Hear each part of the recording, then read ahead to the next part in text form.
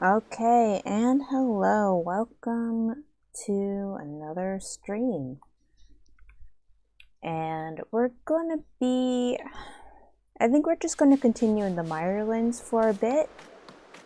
So yes, also we are starting from somewhere else than where I left off.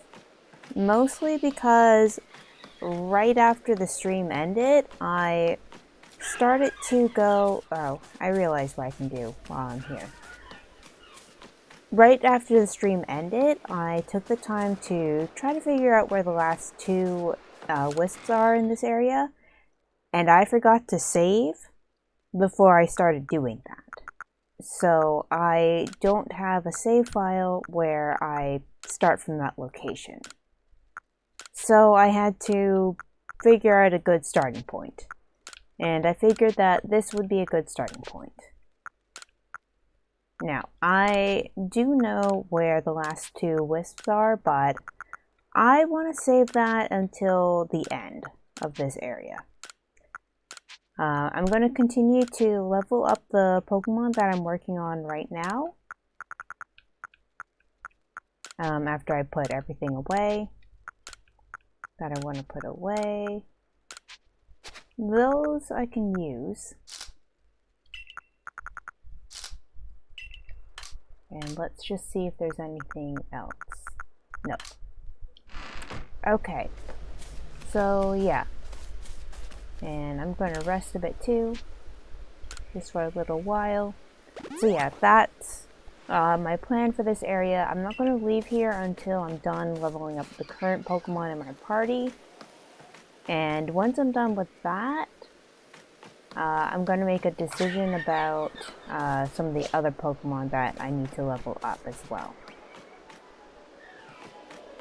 Because I do have a lot more Pokemon that I need to level up, and I really just want to not use this Pokemon for this, so shoot.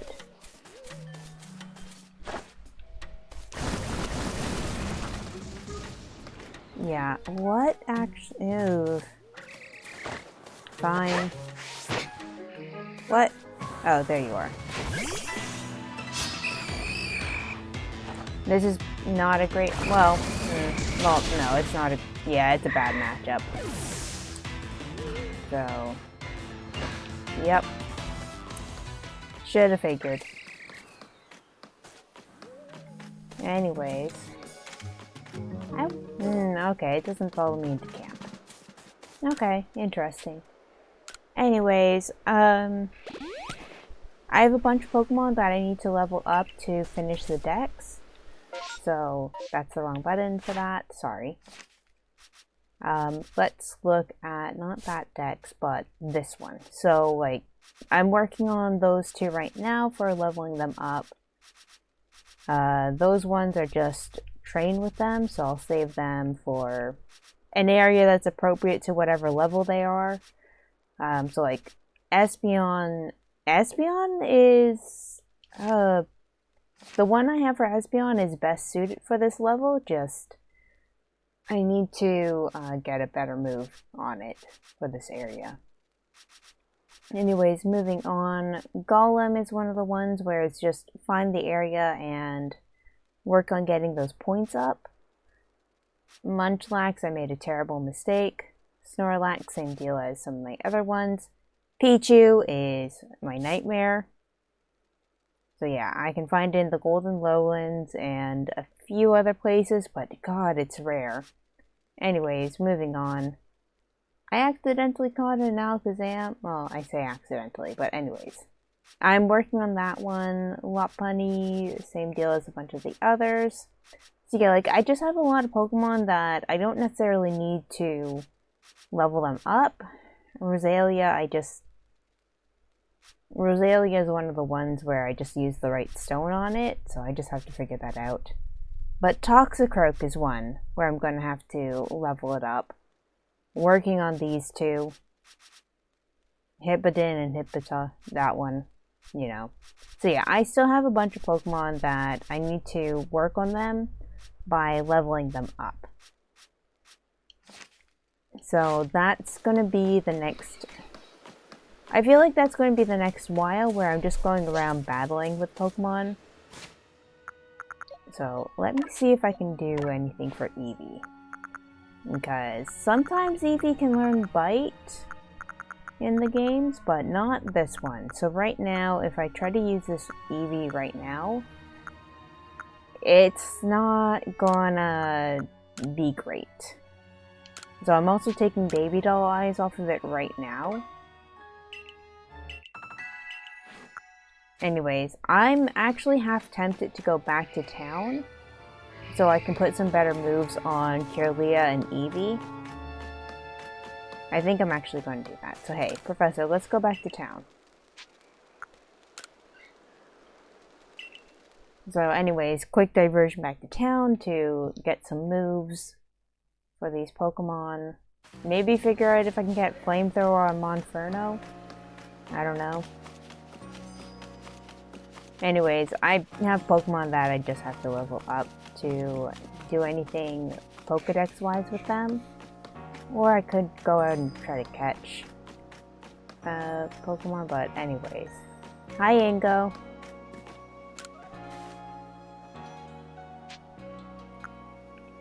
New moves. New moves, please. Okay, Shadow Ball could work. Let's do that.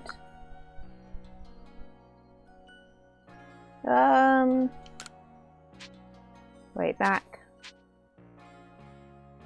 Okay, Shadow Tail would be better than Shadow Tail. I want that move now. Anyways, Iron Tail would be better, would be a better match for this Eevee than Shadow Ball.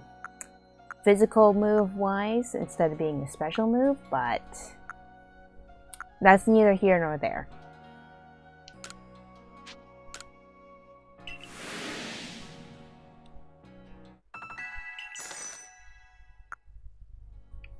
Okay, so that's that one. Ooh, it can learn the punches. That's neat. That's really good. Anyways, this Kirlia has... the punches aren't the best bit. Wow, Kirlia... This line of Pokemon is a little bit overpowered, IMO.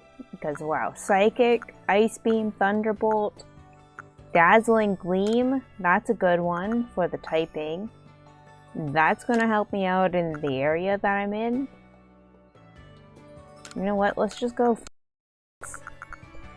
Sorry. Shoot. I think I might actually have to figure out how to edit that. Shoot. I swore in the first 10 minutes. Nuts. Anyways, I'm gonna go with these moves for this Kirlia. Magical Leaf would be cool, but I don't need it right now. And yeah, I'm just gonna go nuts with Kirlia. Because I can. Monferno, you're up. Bleep. Man, like you see, getting the punches on it would be so much better. But no, it has to use Flamethrower instead. Ugh. Anyways. Yeah, Poison Jab, Shadow. Yeah, like there are so much, like all of these moves would be so much better. But no, it has to learn that move. This move in particular.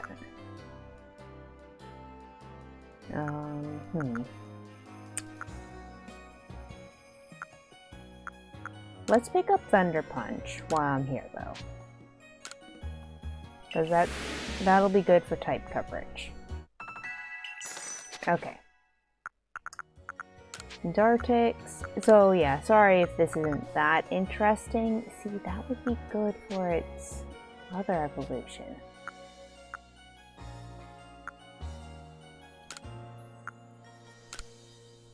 Ooh, it can have False Swipe? I'm getting that. Sorry, I like Pokemon that can learn False Swipe because I do like having that move available for when I'm trying to catch Pokemon. Being able to bring Pokemon down to 1 HP can be pretty useful. Anyways, okay. So with this one, yeah, why would I pick Icy Wind when I have Ice Beam? The only reason why you pick Icy Wind is because you don't have enough money for it. I'm just saying. Aerial Ace.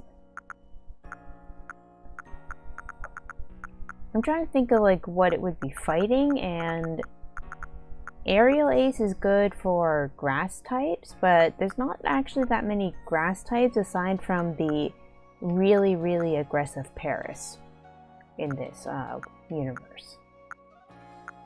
Anyways. Alright, I think for now just Ice Beam with the Watt.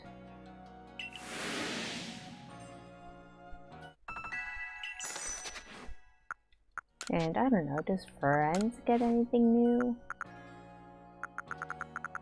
Ooh. Wild Charge.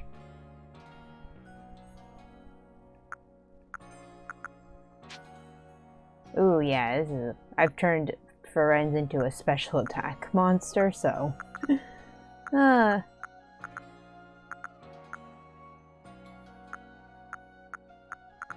anyways, a bunch of these are interesting, but they don't quite fit what I've been doing with Ferenz. Anyways, Sizor, on the other hand, is a physical attacker, so Flash Cannon, not a great fit. What the heck is Steel Beam? Fires a beam of steel that it collected from its entire body. It also damages the user. Yeah, man, why does it have to be a special attack, though? Come on. Okay, like, this is a fairly common complaint I see sometimes. Like, Sizor is clearly a physical attacker, but so many of its moves that it can learn through this tutoring version are special attacks. Or the infamous Flareon debacle. Highest attack for any fire type. Can't learn good fire type moves. Cannot learn good physical fire type moves. Why? Because somebody at Game Freak hates it. Okay. So yeah, it seems like Bite isn't part of Umbreon's deal anymore, which is a shame. Also, I don't know how do I get Dark Pulse on it then?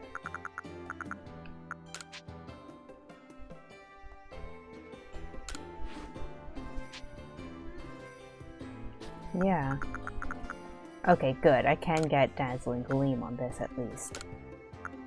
So, I don't know why I'm actually spending all this money on some of my Pokemon right now when I've already decided that they're not going to be a part of the team that I use for Twitch. I like Sylveon. It's one of my favorite Pokemon and it's my favorite evolution. But something that I do want to do, like with some of the games going forward, especially like Brilliant Diamond and the ones that I've already played the older version of, I don't want to use Pokemon that I've used in the past. That's why, like, I do want to add Sizor to this team that I'm trying to ultimately decide. Because I've never used a Sizor in the past. And that's why, like, Infernape's not staying on my team. I've used an Infernape in the past. I've never used a Typhlosion like this. Well, I've never used these three Pokemon in their final form, obviously, so that's why they're staying on the team. Anyways, enough about that. So I'll have to go through, I guess I can just go through the menus now too. change the movesets around too. So like, I'm gonna switch out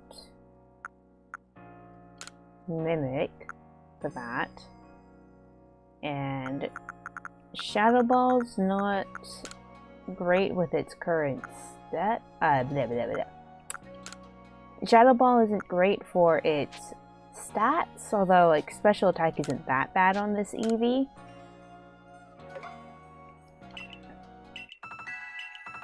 But that's why I'm switching it out for Swift, because it'll help me out more for when I'm trying to use it at night.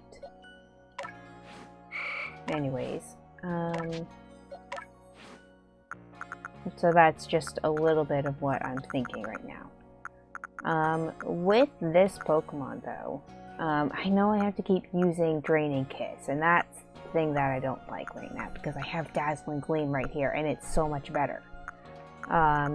What I am going to do though is I'm going to put Confusion on here until Kirlia finally knows the move that it needs to know, which I think is Extrasensory. Yeah, let me check that.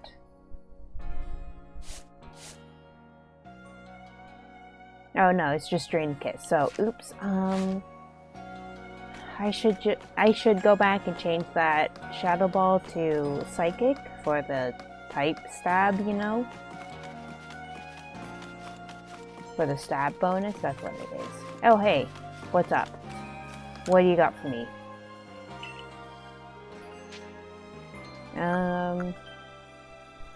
Mechanical Circular Saw? Yeah, gimme.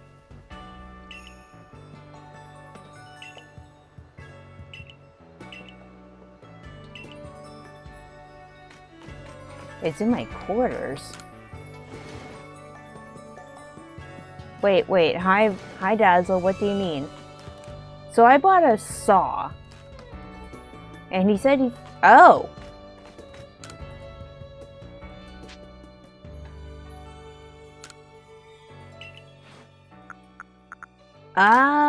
Oh shoot, I need to catch more Rotom. Alright, I got one of the Rotom bodies though. Yours was 80k each for all of them? See, I only got one though. So I don't know, did you get like all of them in one purchase, or was like your lawnmower that much? Because if your lawnmower was that much, you paid too much for your lawnmower. Anyways, back to what I was doing before.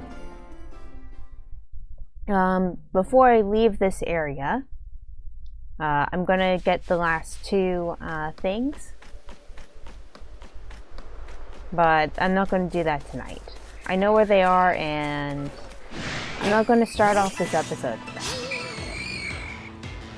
80k per appliance. Jeez, yeah, you paid too much for your lawnmower. Call Geico today.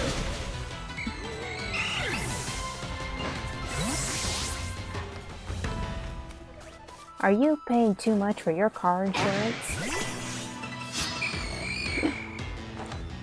So it turns out Ginter, Volkner's ancestor, overcharges for things sometimes, so check out his prices on other days.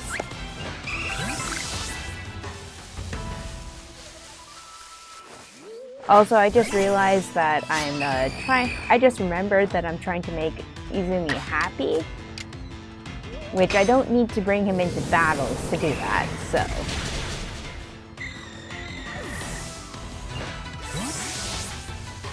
So let's, I'll try Kirlia again, but I'm not overly confident because that last Ghastly, yep.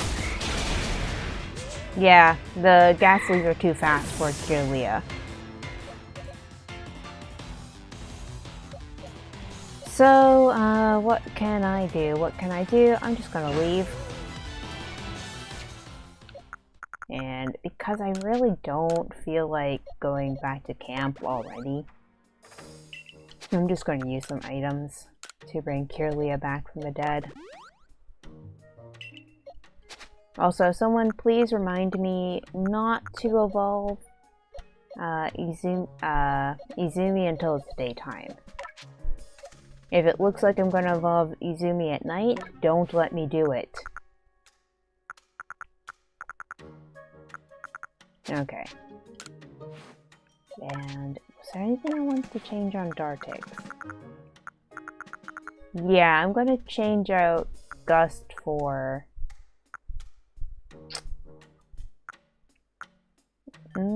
let's change it out for Psycho Cut. I think that could be fun.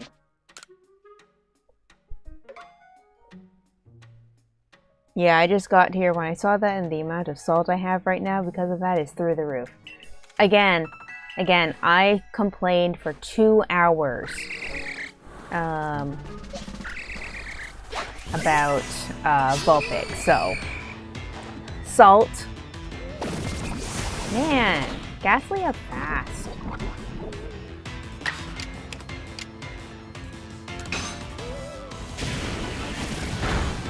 So, like, you were able to catch a Vulpix in under 2 hours. I got a lawnmower for cheap.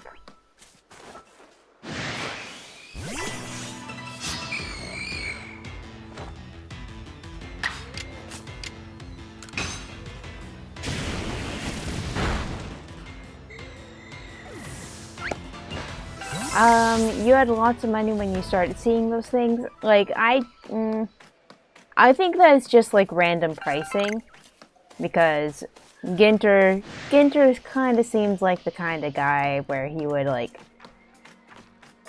charge for something at one price and then like decide another time like, this one's in worse quality. Not that we care about quality of the lawnmower. And decide like, yeah, no, this time it's randomly this price.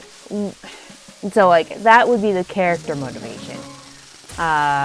Programming wise, what it probably is that the item has a set price, and the value for that price can be anywhere between what I paid for it and what you paid for it. And it's just randomly rolled whenever Ginter gets to have new items in stock.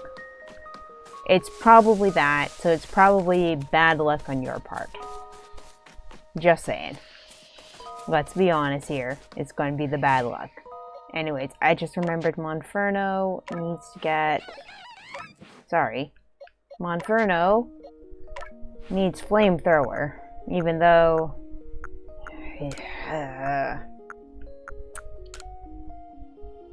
I would rather have Thunder Punch on him than two fire moves.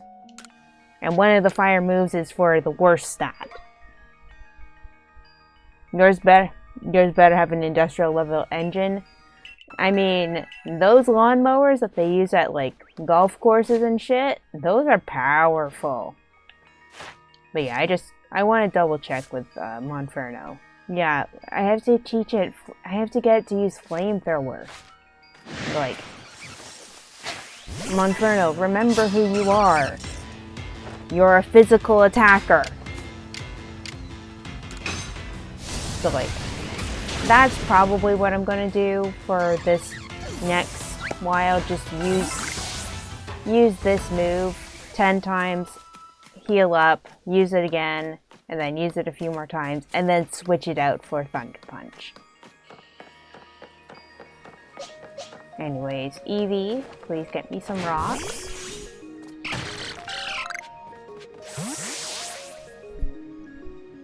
As he said that, the first thing that came to mind was a Zamboni. Curious? Mostly because in the last 10 seconds, I don't remember what I said. Gonna be honest with you right there. I don't actually remember.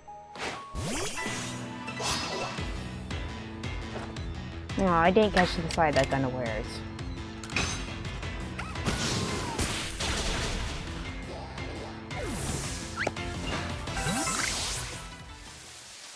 because it's like a big lawnmower kind of thing. I guess it is?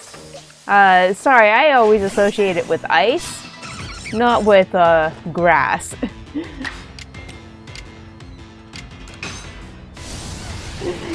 But then again, you are from a hot country. And I am from the icy cool country that when it's 0 degrees in March, you start thinking that's warm weather because you've been putting up with cold weather this entire time. Hi there.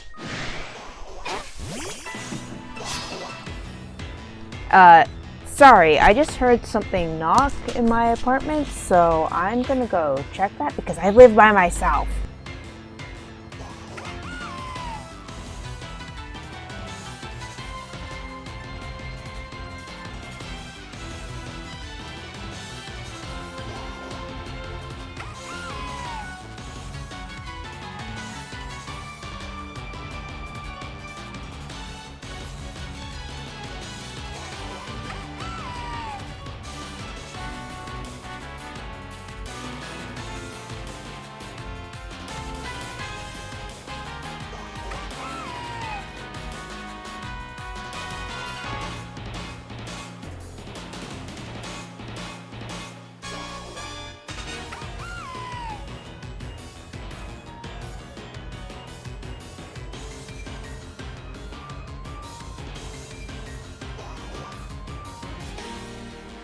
Alright, so I don't have somebody strange walking around in my apartment, which is great.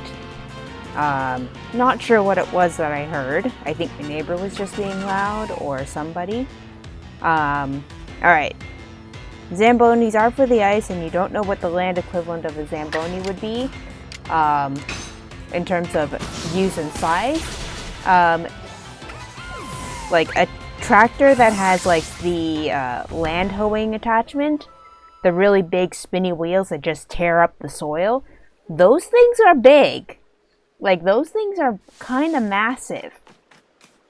So, that would be the equivalent of a Zamboni, because that's what a Zamboni kind of does. It resets the ice so that you can skate on it, whereas a tractor resets the land so that you can grow stuff on it. But I'm talking like one of the big, massive industrial size ones.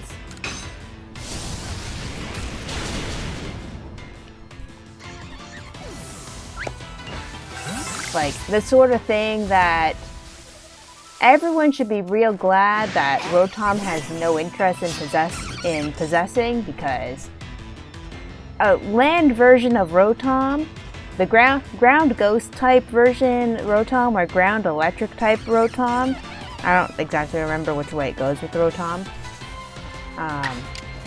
would be absolutely terrifying. Like, please take a minute and appreciate that when Rotom possesses an item, he goes for small things like a washing machine or a lawnmower. And even then, it's just a small push mower.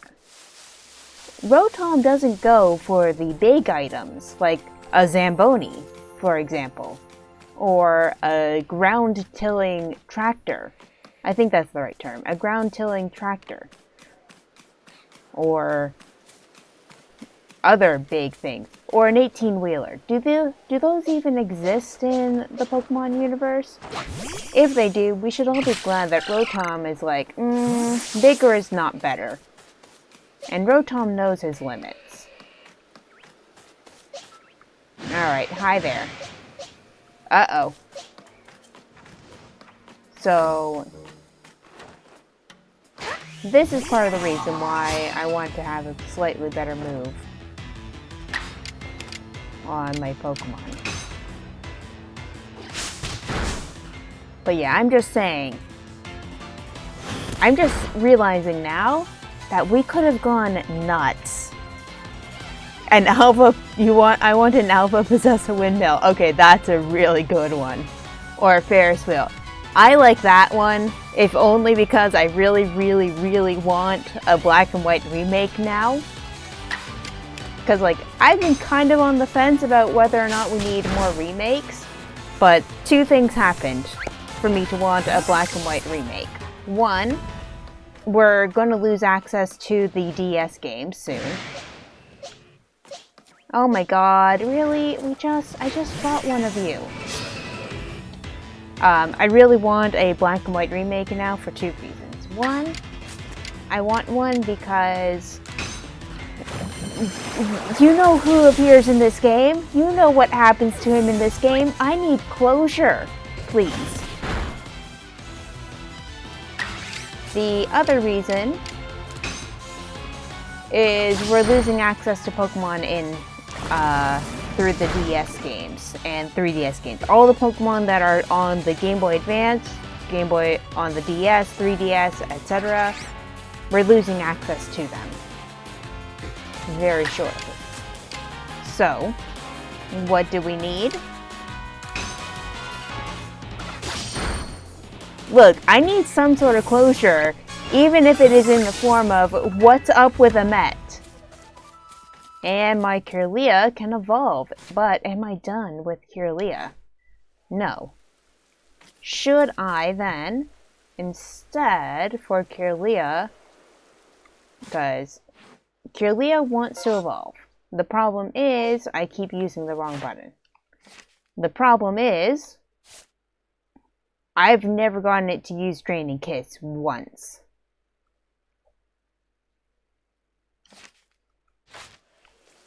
So, yeah. Because Kirlia's been kind of weirdly slow. Like, look.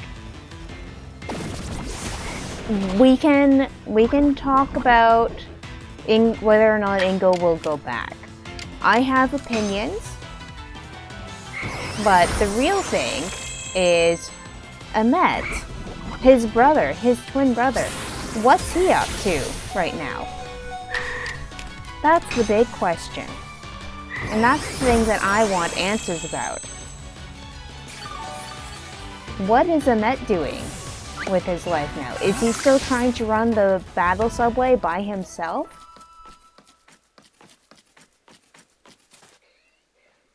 Yeah, no, see, that's not how time travel works.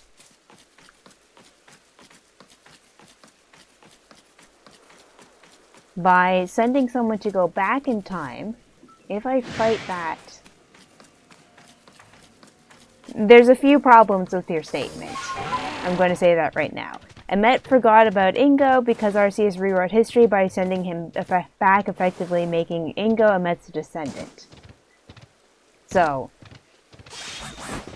first of all, yeah. So, okay, there's this whole show that's called Futurama. They've kind of already, they've explored that. Come. Futurama is a show that you need to watch. Anyways. Now, the reason why I say that it's not interesting if Amet forgets about Ingo is that that's the cheap way out of providing any closure to their storyline.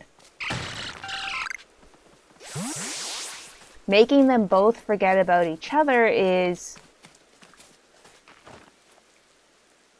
like, it's not as interesting, I'm going to say right now.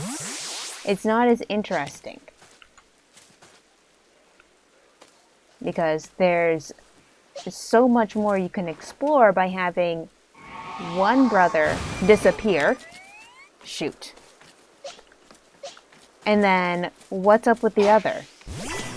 Does he cling to his job? And cling to what he and Ingo did together? In, like, trying to keep his memory alive, or not knowing anything else, any other way to deal with what's happening to him? So, there's that angle. Or do you have Amet go off the deep end, so to speak, and have him stop doing the battle subway in efforts to try to find his brother. And if you go that route, where do you take it? Do you have accidental villain Emmet? Do you have deliberate villain Emmet? Do you have Emmet fill Looker's shoes in his quest to find his brother?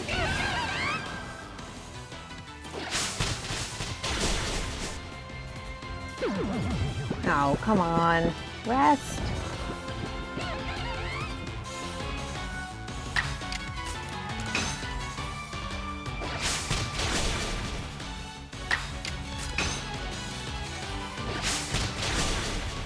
Also, I should have been using fire moves on that, but I mean, it's a Lickitung. One, I need to fight them.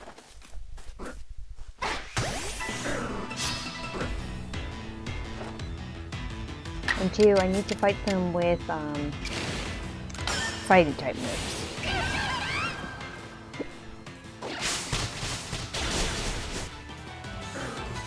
What is the possibility of them doing that on a children's game? What I see more likely to happen is, in these games, what I most likely see happening is Emmet becoming the Looker of this universe, so to speak. So like, Looker was from the original Diamond and Pearl games up until sometime around X and Y. And then for Omega Ruby and Alpha Sapphire, he suddenly appeared in that universe with no memories as a follower. So then, what you can do instead is have Ingo take up a job with the International Police with the explicit goal of trying to find his brother, and have him be that sort of side character that helps your character in ways and provides a little bit of plot background stuff, but overall he's a good guy, and that's his goal in the game. And like, it doesn't have to be too sad. It gives him a purpose. It gives him a purpose with reasonable background. And at the same time, it also leaves it open-ended enough to go like, will he find his brother as in part of the International Police? Probably not. Or like, you could reintroduce Lily to the story and have Inga, Emmet, and Lily working together, or like Gladion, or all of that.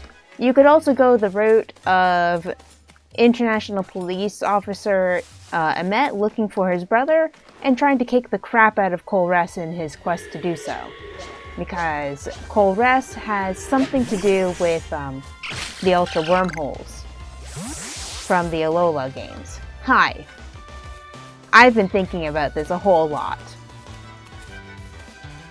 So I personally like the idea, I mean, we can talk about police stuff, but I personally think that the most likely idea that I have for what they could do with the Met storyline would be International Police, and I like the angle of him trying to like capture Colress at every turn, even if this version of Colress in the current Black and White series does not know actually that much about wormhole stuff.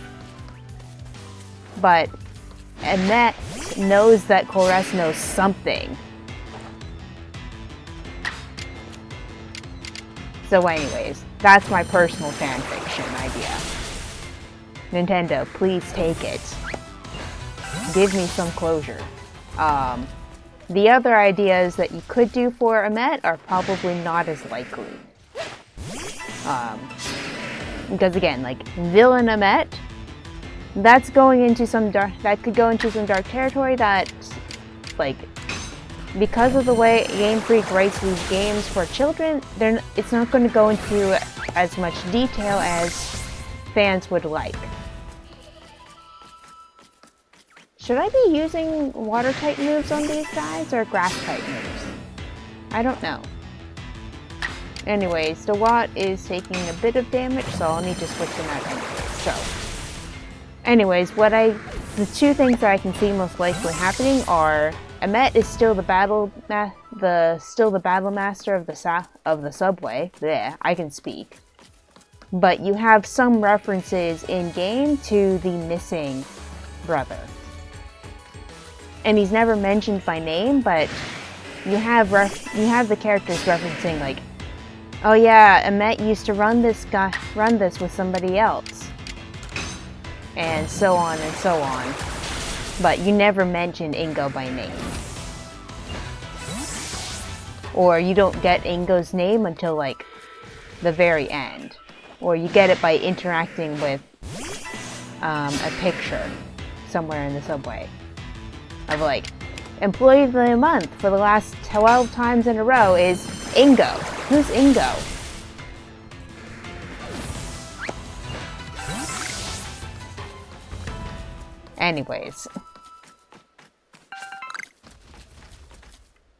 Anyways, my idea for them going the villain Amet route, I don't see that one being likely. It would be a huge 180 for his character, I feel. And they've kind of already done that with Lusamine. And just the only difference would be that we would have seen Amet in the state before. Unlike with Lusamine, where we didn't really see her before her obsession with trying to find the Ultra Beast and trying to get into Ultra Space. So, yeah. So, like, I personally see International Police Amet happening more likely if they don't just keep him in as the Subway Master and just have some unnamed references to the missing brother.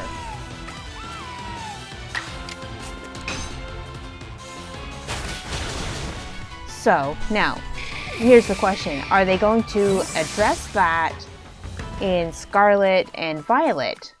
Or are they going to make us wait a whole year to do that? Who knows? If they go with the Battle Subway Master route, then yeah, it's going to be a long time before we get any closure for that. If they go the route of International Police, they can introduce Amet much, much sooner.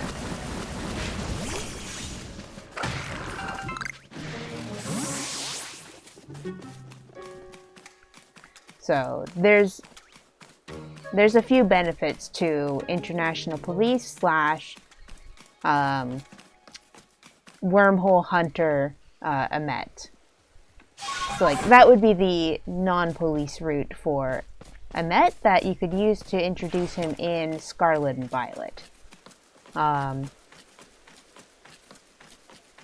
Have him be there as not a faller, but dimensional jumper, or just a wormhole researcher Amet.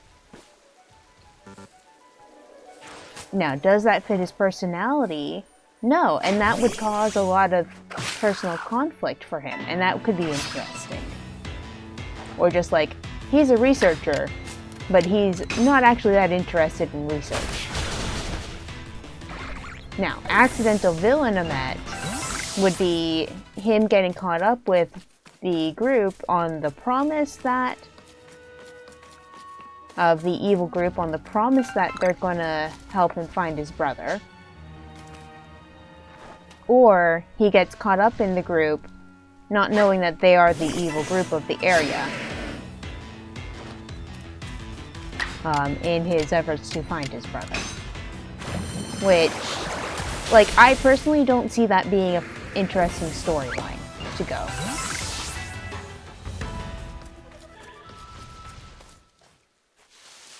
There's a few reasons why I don't see that being an interesting storyline. Mostly because it makes him very naive. And like that naivete is not a character trait I particularly enjoy. So like personally, I don't like that route. Anyways, I've been having thoughts. And I do not like to have thoughts. I just want to play Pokemon and not have to think when I'm playing Pokemon. Although, alpha routes, alpha routes, alpha routes. Can I get up this slope quietly?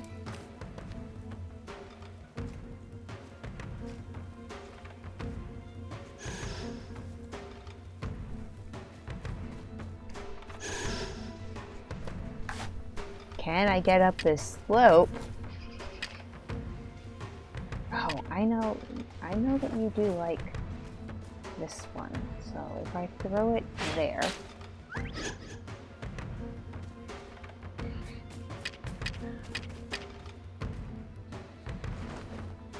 And then do this. I know that using the Gigaton balls would have been better, but yes! Caught an alpha. Ooh, I got that one too.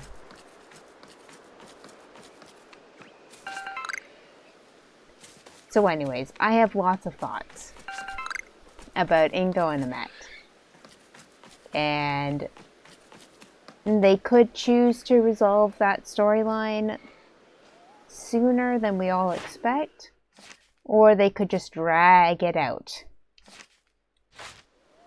Alright, this is really the perfect time to catch that one because it's asleep and it's so cute.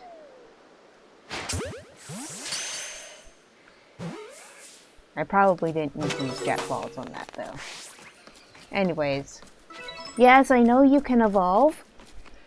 I think I just need to go to the other area with Kirlia though.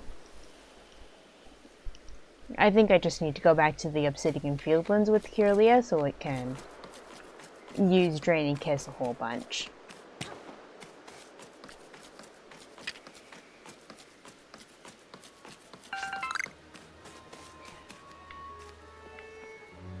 Ah, that's where the distortion is. So yes. To sum up my thoughts, what are thoughts? No, sorry. To sum up my thoughts, there's a few ways that they could resolve the Ingo half of this storyline that they've suddenly introduced. What I think is the most likely and most interesting route that they could go would be to have Ingo become a free agent of sorts away from the battle subway. And introduce him into the main Pokemon storyline like that. I don't want to keep climbing trees! Anyways, they could do that to introduce him to the main storyline games and have him appear in different games by doing so.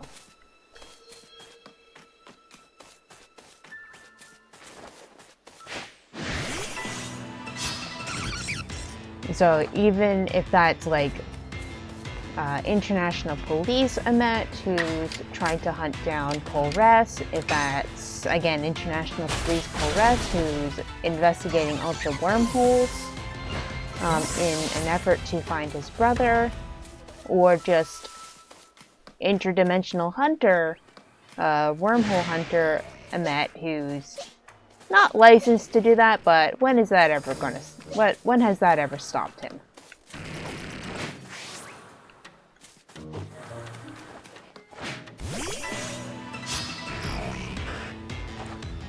So, yeah, you could also do that. Make Amet a free agent, investigating things on his own time.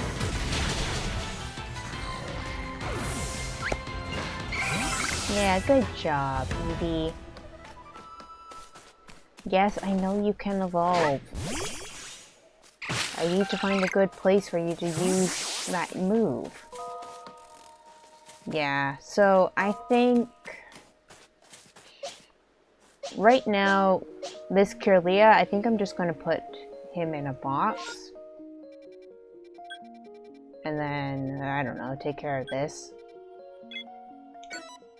Yeah, I think I'm going to put Kirlia in a box because the area that I'm in right now is not good for its type. So instead, let's... Okay, no, there is a star on it, so I don't need to worry about that. But instead, let's grab one of my hippopotas. I could do that. Where? Oh, there they are. The boys. Let me check their summary, too. Yeah, it's going to be this one. So yeah, I'm going to switch Krogunk in for a bit, just so I can get some passive levels that way. And I'm going to give this one a name, so that I remember that this is one I'm working on. Name. I need a name for this Kirlia.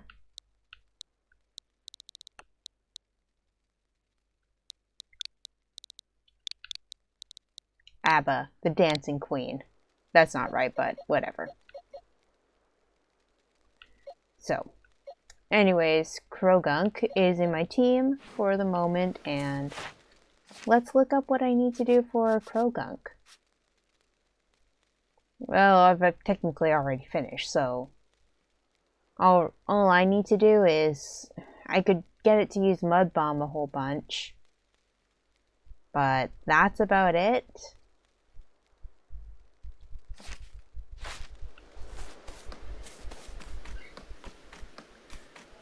And does it even have Mud Bomb on it right now? It does. I'm not a fan of this move, if I'm honest, but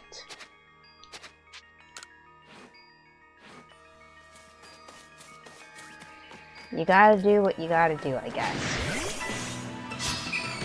So, the other routes for Ingo that they could take, I find, are less interesting or not as in character. So like going with the route of Subway Master could be interesting depending on how Game Freak includes references to Ingo. If they just decide to cut him out and pretend he never existed, that's the worst, in my opinion. Ah, come on. I'm trying to level up this Pokemon. Anyways. So yeah, I think the possibility of them deciding Emmet has no memories is actually one of the least interesting routes because it gives no closure. So, sorry, I find Amnesia to be... It's a difficult route to take to keep it interesting, in my opinion. But having two characters lose their memory of each other means that nothing can get resolved.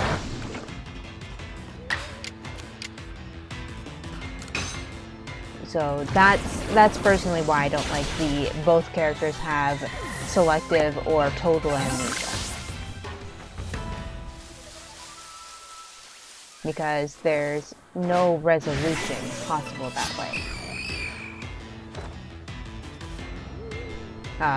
Technically, one of the few ways that I've seen two characters not having any memories of each other done in an interesting way was Fire Emblem Awakening. But they started off with the two characters have no memories of each other from the beginning.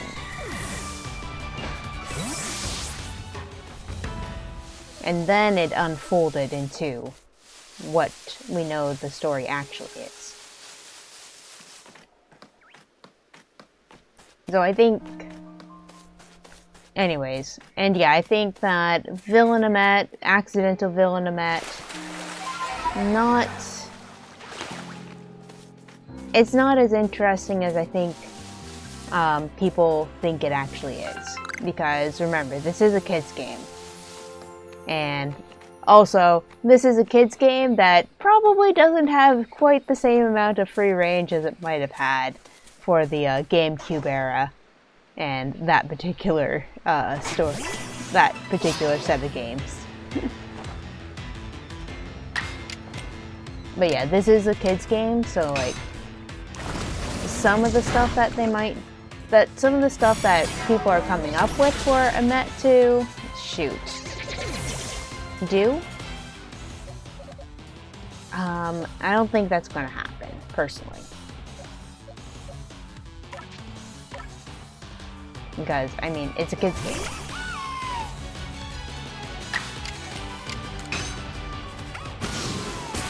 Do I think it could be really funny to see a Met trying to hunt down Colress and Colress going like, I don't even know who you are? And, like, you know, the Infinity War, the Endgame line. You took everything from me. I don't even know who you are.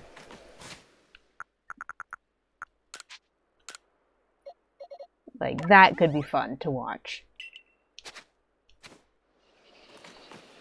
But ultimately, I think that it is a kid's game at the end of the day.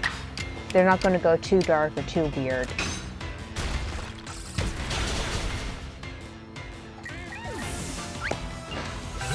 So, like, the darkest we'd possibly go would be a Met chasing after Colress specifically.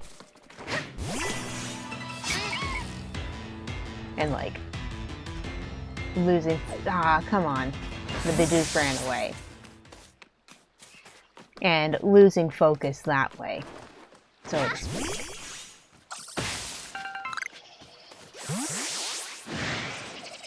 Hey there. Like, what's up?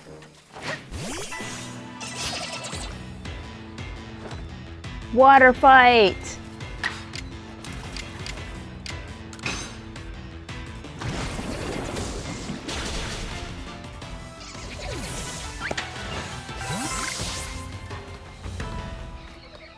So yeah, one of the weird things with Pokemon fandom is that the fandom itself is much darker than the actual games. But I find that actually happens a lot in fandom in general. The darker something is, the lighter the fan content is. And the reverse is also true. The lighter a series is, the darker the fan content becomes. Also, I'm starting to get drift again in this controller, which I'm not happy about. So yeah, I'm using a Pro controller that is the Splatoon 2 controller. And I admit, I've had it for a while. And for a while, I wasn't doing any sort of maintenance on it. So I know, like, my left control stick is kind of filthy as all hell. So, like, I need to figure out if there's a way to properly clean it or not. So, this is a little bit dangerous for my Pro gunk, but, well, I have to live with my mistakes.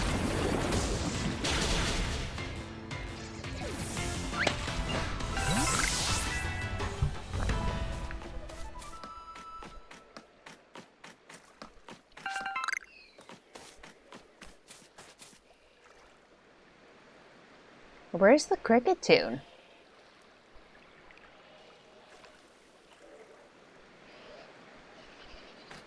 Alright. I heard a cricket tune, but I can't see it. So we're just gonna have to move on with our life.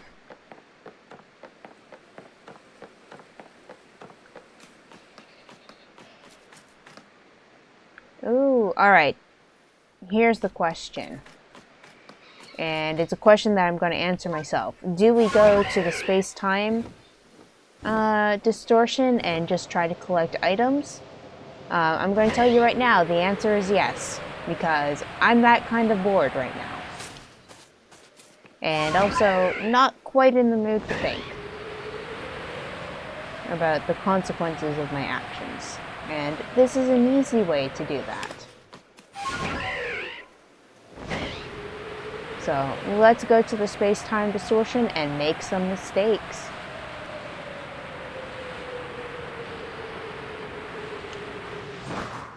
Although, maybe don't die on the way down.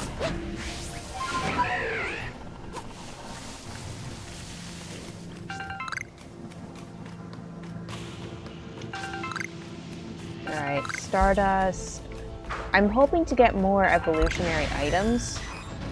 And man, catching that Porygon would be cool, but it's already seen me.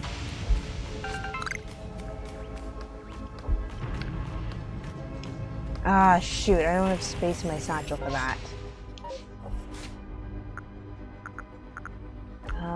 Easiest would be using up that, but...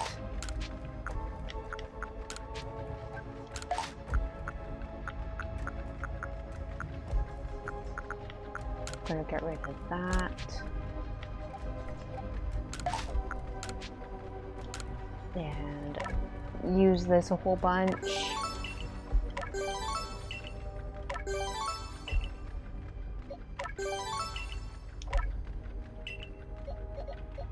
Speed, I think, might be good. Well, in general, speed is a good stat to bring up. Only, unless you're talking about a Shuckle, in which case speed is not a good stat. I don't need that right now. And... alright, something else I can do. I can craft a whole bunch of stuff and try to get more room in my bag that way.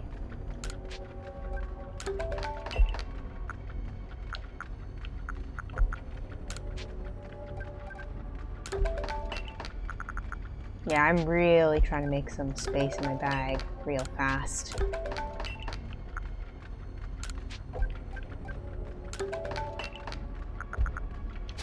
Without having to actually do...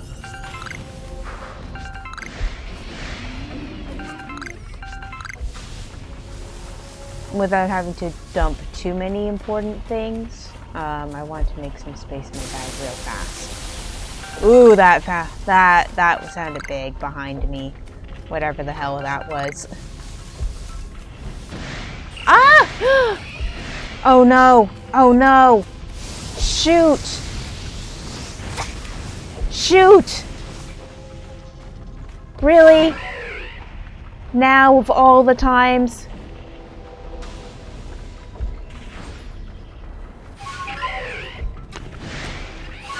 Ah!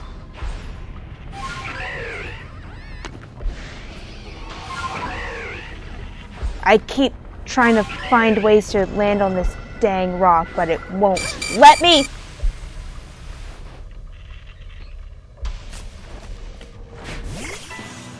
Okay. I got this one by itself. Oh god. I didn't think I was going to see a Cyndaquil right here. I am so not prepared with my Pokemon right now. God, I hope I can get into a Gigaton Ball right away.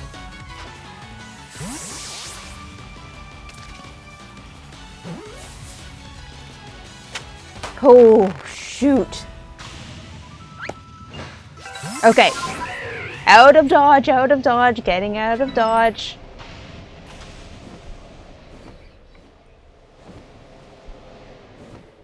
Until my vision can stop being red, I can't go back in there. Cool! I got another Cyndaquil! It's level 53. And I didn't think I would see one when I was in this distortion zone. I've not... What else do I need to do for that one, actually?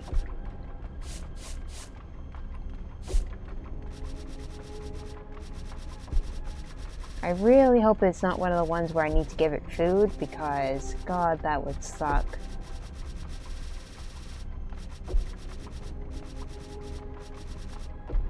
Alright, what do I need to do with Cyndaquil? Okay. Thank God. I can just use this one a lot and then hope to catch a few more. Okay. This Porygon. Let's make a bad decision again, because I've caught it by itself. Ooh.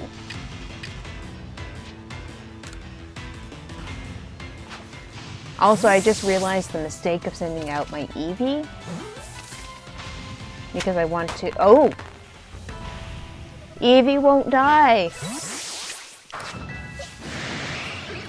That Eevee might kill me, though. Anyways, I was hoping to find more evolutionary items in here instead of shards. So, kind of disappointing.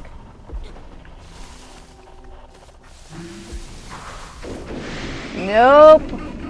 Nope. Stay away from me. Yeah, I mostly get shards in here instead of evolutionary items, which I'm not actually sure what I'm supposed to be doing with the shards.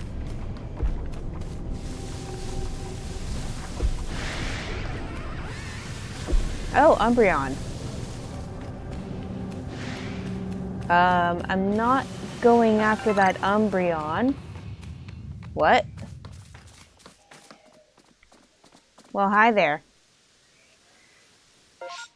Anyways, that was fun. That was a fun diversion.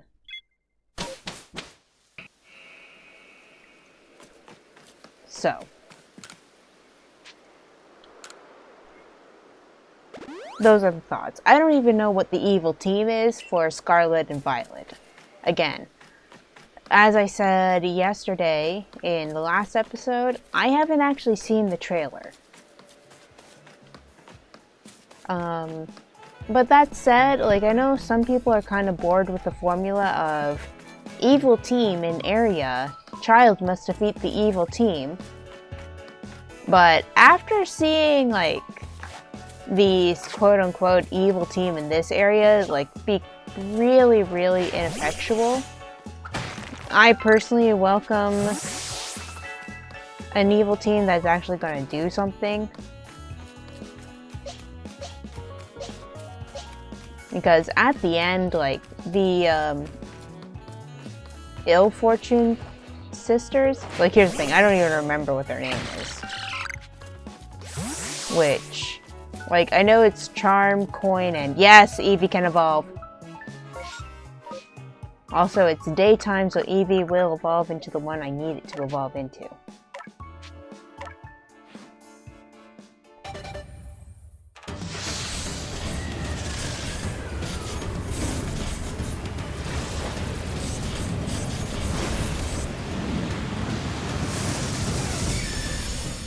Espeon!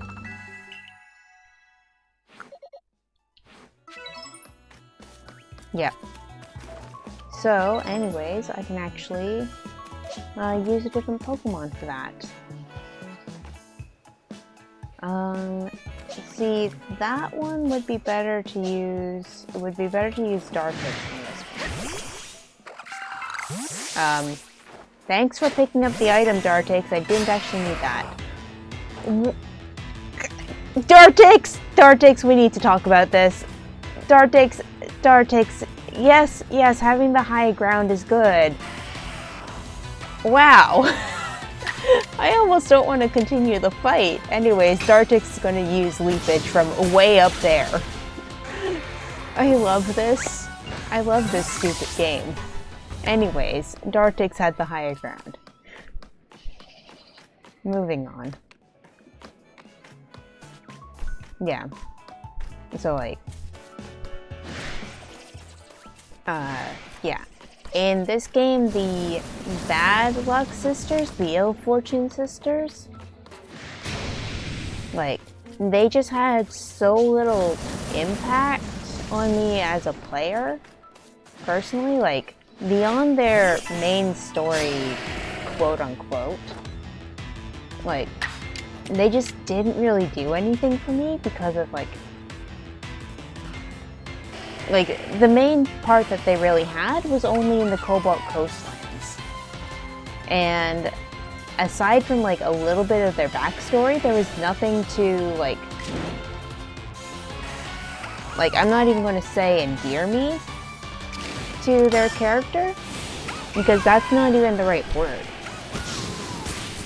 Like, there was barely any acknowledgement from anyone about, like, Clover is from the Pearl Clan. We just got a little bit of that hint, but then, like, absolutely nothing after that. Like, something that could have been more interesting, I think, with Clover's storyline would have been, like, Clover and Irida were next in line to become leader of the clan. But Irida was chosen. Rather than the whole Lena story, the Polina storyline, because, like, that was barely delved into either. And, like, having Polina could possibly have been the leader of the clan, but she decided to stay warden. And, like, it did give, like, a little bit of, like, dimension to Polina's character. Those times when she is, like, a little bit bitter towards Irida and a little bit snippy towards Irida, it does give Polina's character that way, but I feel like by putting Polina in that role and trying to use that for the reason why she's snippy towards Irida, I think, like, they could have easily just leaned more into, like, Lena didn't want to put Growlithe under pressure, whereas Irida wanted her to pick a new lord and solidify that role and that open seat. And, well, fill the open seat of Lord of the Volcano. And, like, really delved more into that rather than introduce that weird bit of background for their character. Hi there. Wait a minute. If you're not the one that was going to attack me, then what was going to attack me? Oh, shit.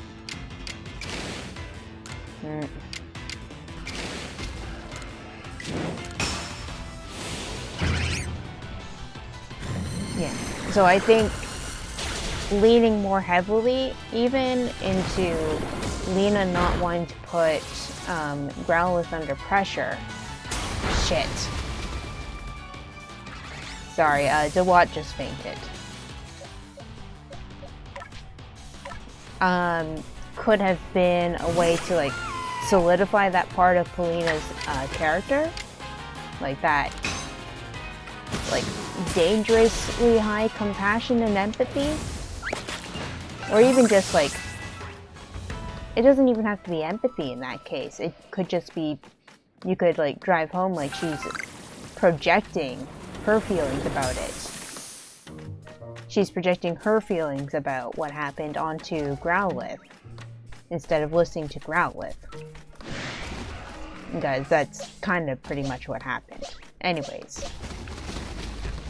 I feel like that could have been more interesting to delve into, and instead you would take the position of, like, Irida's rival for leadership of the clan and given that to Candace, which would have made a lot of Clover, which would have made a lot of sense given, like, who Candace is as gym leader, you know, and had that sort of mirror going on of Clover is the failed leader candidate of the Pearl Clan, whereas her descendant, Candace, is the successful leader of of Ice Point? No. Well, anyways, Clover is the successful gym leader in the future, whereas Clover is the failed leader candidate, and had like that juxtaposition going on between the present and the past. I think that would have been a far more interesting route to go.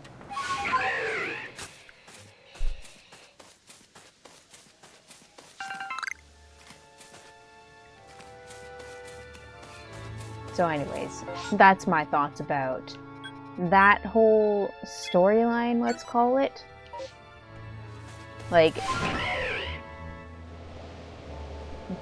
storyline. Well, anyways, you know what I mean. I feel like the, again, like ill fortune sisters, misfortunes? Yeah, misfortunes. That's it. I couldn't remember the pun going on with them. But yeah, like, that's what I mean though, is that the misfortunes had, like, not a huge impact on me as a player, because their characters were so shallow. And they didn't have to be that shallow. Because you could have had, like, Charm.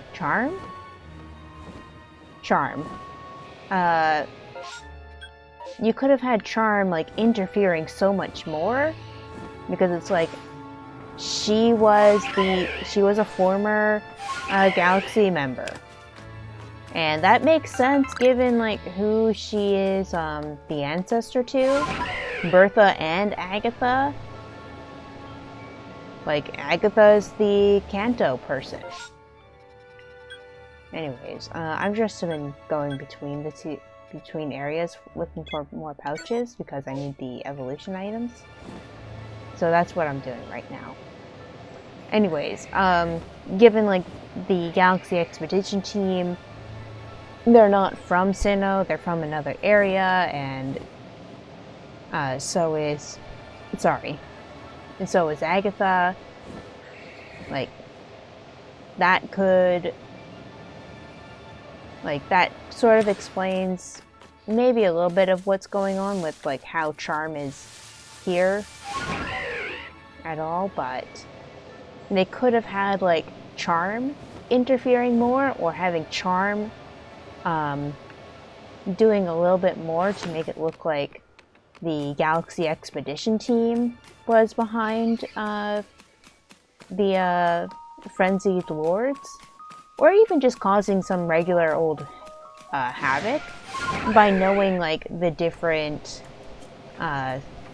patrolling routes and stuff like that for the Survey Corps and the Security Corps, and having like a few requests and missions involving them in that regard, of like having the misfortunes causing problems for have the misfortunes cause problems for the Galaxy Expedition team in a way that would only be because Charm knows stuff about how the Galaxy Expedition team works. And at the same time, like, have Clover's backstory be like more fleshed out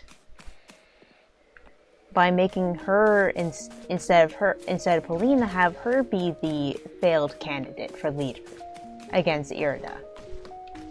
Because it's like Irida going like, "Oh, it's you, Clover.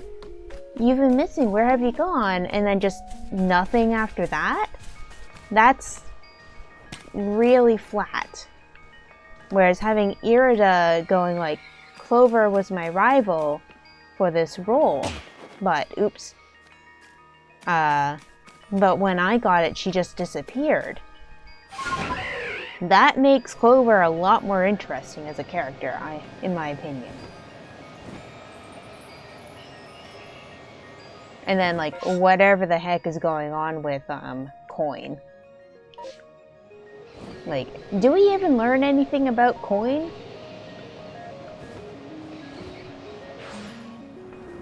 Because, like, the only thing I can assume is that Coin is from the Diamond Clan. But aside from that, I don't know anything about Coin. And I can't remember anything about Coin. And that's, again, that's the big thing. Like, I can barely remember anything about those three. So, like, that's what I'm going to say is the weakest part about this game in particular.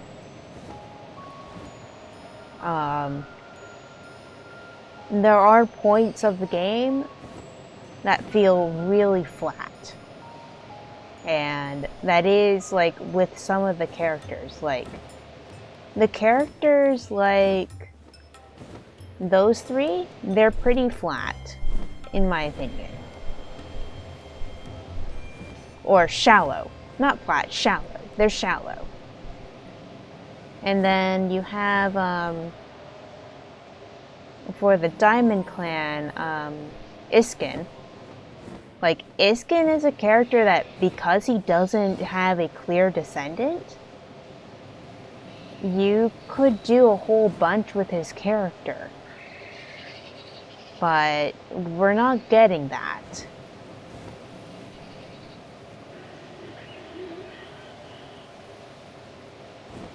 Anyways, I don't know why I'm just flying around right now, other than so I can just keep talking. So, I need to go back to a camp and heal up, I think.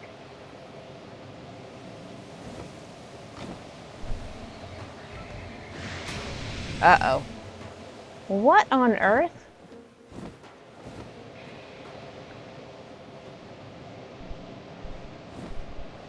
Okay, anyways, that's not a camp.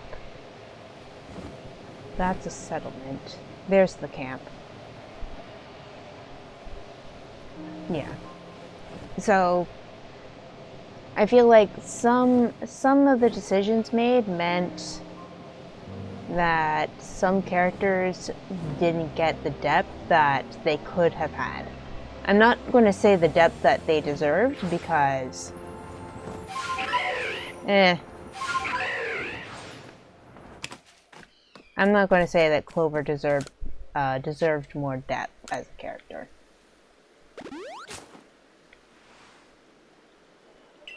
What I am going to say, though, is that by trying to put a whole bunch of character quirks into Polina, they took away something that could have been really cool to give to Candace. Oh, your internet came back. So you just didn't hear me rant for the last 20 minutes. Then that's cool. Also, I caught a Cyndaquil.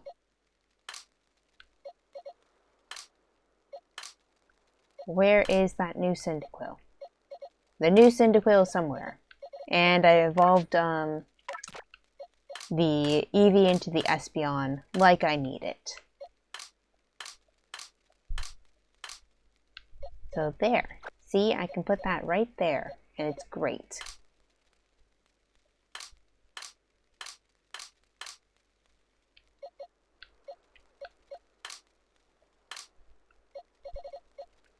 So now this time it's Hippopotas that I need to level up to evolve. Okay, your internet died for about 20 minutes. So then you missed most of my rant about the misfortunes, whose name I could not remember for about 20 minutes, I think. I have no idea. Anyways, no, that's the Chimchar.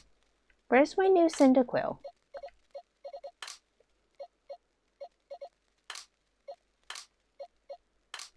Oh no. Where's my... Oh, there's my new Cyndaquil. See?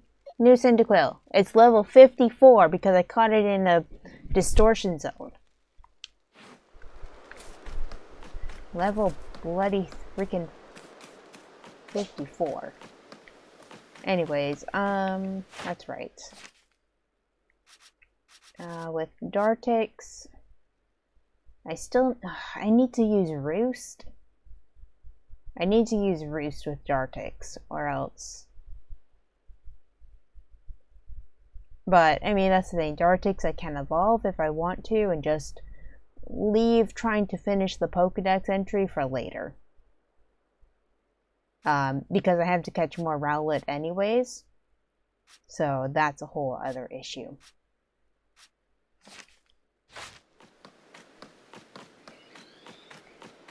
But moving on.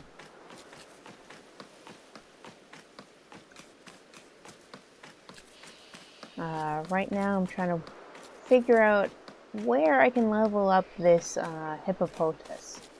I think the best one for this Hippopotas is going to be at night, actually. And yeah. But yeah, like, the misfortunes have barely made any impact on me as a character, so... As characters. Yeah, wow, I really know who they are. Anyways, so that's why, like, I'm not too miffed about Game Freak deciding to go back to the whole evil team causes problems for local team trainer. Like, it's a tried method, it's a true method, and they've done it before, and like, we just need to see if they're going to try to raise the stakes again with the team, like they were doing power creep wise with each team after Team Rocket. So like, Team Rocket, they're just gangsters at the end of the day. They're gangsters, they're doing Pokemon trafficking in the same way that gangsters do drug trafficking and human trafficking. So, not great, but it's a real world thing, and their main goal is money. Is it respectable? No. Is it understandable? Yes, because we live in this economy. But it's also understandable on, like, just, it's an evil team. They do evil things, and they do evil things for money. They don't have any big, broad goals beyond that.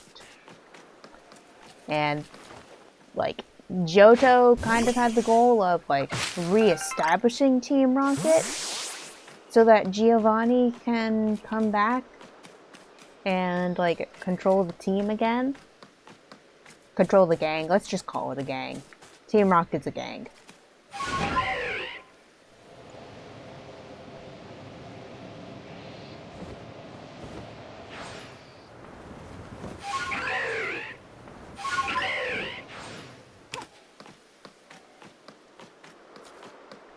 Yeah, anyways.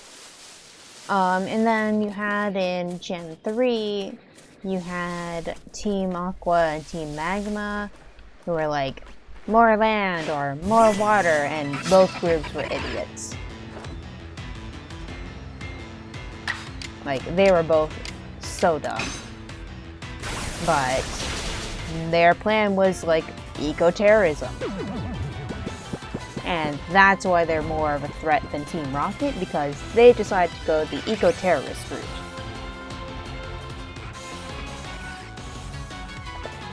If I were a person who relied on these streams for income, I probably couldn't say those words and would have to bleep them out. Anyways, moving on. And then you had Team Galactic / Team Galaxy, depending on if you're playing in Japanese or if you're playing in English, because for some reason the English translators and localizers said, what if we called them Team Galactic instead of Team Galaxy?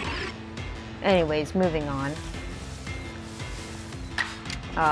You had them raise the stakes, like, all the way up to 11, and go like, you know what, let's remake the universe. Let's mess around with time and space, and that's never a good idea. Man, it's foggy. Another time-space distortion. I learned from my mistakes from last time. Go in there with a proper team instead. uh.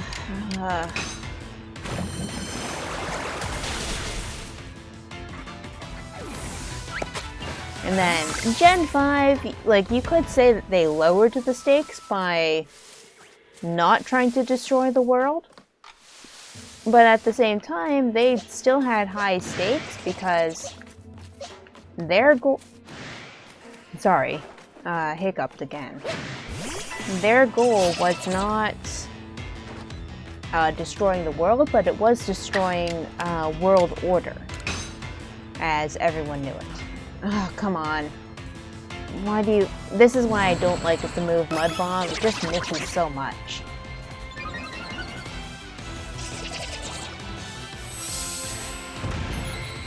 What? Ah, oh, nuts. Oh, come on. What does yours hit?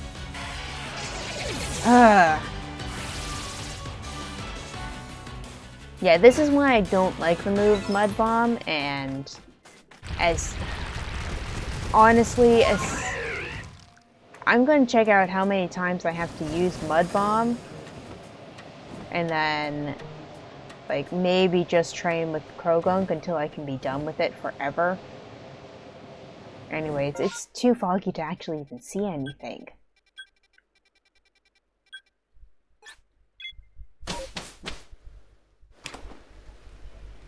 Yeah, it just got really foggy in the Crimson Mirelands. But yeah, you could argue that Team Plasma lowered the stakes because they're not trying to end the world. But at the same time, I would say that they raised the stakes. They kept the stakes around the same level. Because yes, Team Galactic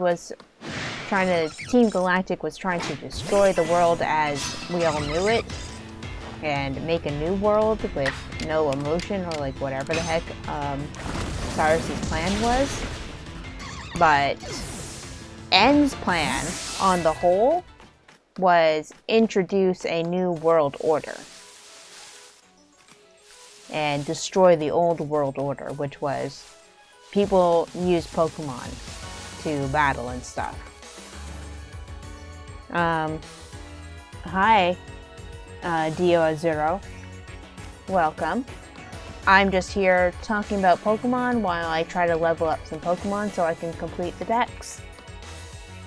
And it's very foggy in the Crimson Mirelands right now. Anyways, continuing on with my rant. We pretty much had the evil teams up until Team Flare just raising the stakes and raising the stakes and raising the stakes. Because we had Lysander decide in that generation that he was just going to raise all of the stakes straight out of the ground and throw them aside and just say, you know what, destroy the world. I'm not even going to try to hit the reset button. I just want to destroy the world. What the heck? Of course, he also had the whole destroy the world, but only the people I want can continue to live in it. Or, I think that was his plan for one of the games. It was slightly altered for the other one, I thought, depending on if you're playing X or Y. But either way, it was a stupid plan. What? Oh, it's a sleeping Psyduck. How cute. I woke it up, so now it's angry at me. Come on, let's fight. And then you had Team Skull and Team Yell, which were great because they were just hooligans. So like, again, I actually haven't seen the trailer for Scarlet and Violet, so I don't know anything about the evil team that's appearing in these games. Are they going the Spanish Inquisition route with them? I don't think so. I think that would be too much for a Pokemon game. Or have they just like not confirmed anything about them yet? And if so, why have I not seen anyone making "no one expects the Spanish Inquisition" jokes yet on Pokemon fan art space? I'm also not going to go after that space-time distortion, I learned from the last one. Oh, right. I can evolve Monferno. The question is, do I want to do that before I'm done with its Pokedex entry? So the problem is that I put a terrible move on it, which is Flamethrower. Flamethrower is not a good move for Monferno, but yeah. In the last space-time distortion, I got my player HP down to 1, so it had the red border, while I was trying to figure out how to catch a Cyndaquil. And it was in that area of the map. I think it formed in the exact same area again, actually. But it's in the area, it was in the area of the map that has a bunch of the high-level areas and low-level areas, so it's not easy to get around and be able to throw your Pokemon out at the same time.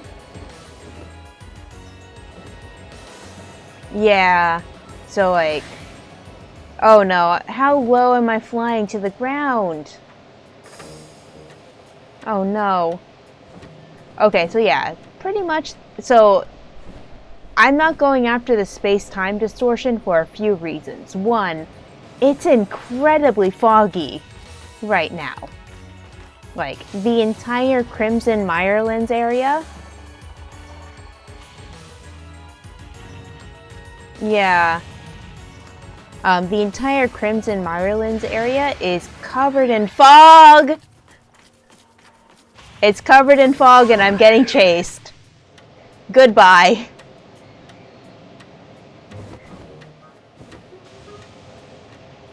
Yeah, so I can just fly through there. I can fly through it and just go like, I'm so glad I'm not actually going to be doing anything in here. But yeah, like, it's too foggy for me to even see anything in this area right now. So, yeah, I might actually reset the weather. See if I can't reset the weather. Because, like, I just can't see anything right now.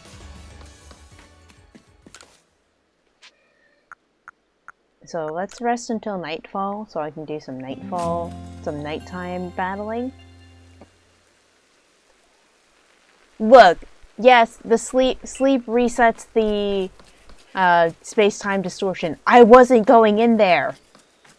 I wasn't going in there when the entire map is covered in fog. Like, the entire map is covered in fog. I can't see anything. And all of the Pokemon on me, except for my starter Cyndaquil, is not high enough level to deal with it. Oh yes, the Hippodin Alpha, my nemesis. Another day though. But money. I'm not exactly hurting for money, and I bought the item I wanted to buy. Which is to say, I bought the item I wanted to buy that cost you way, way too much money. You need to get a discount. You need to fight Ginter for your money. Because I only paid $20,000 for that lawnmower.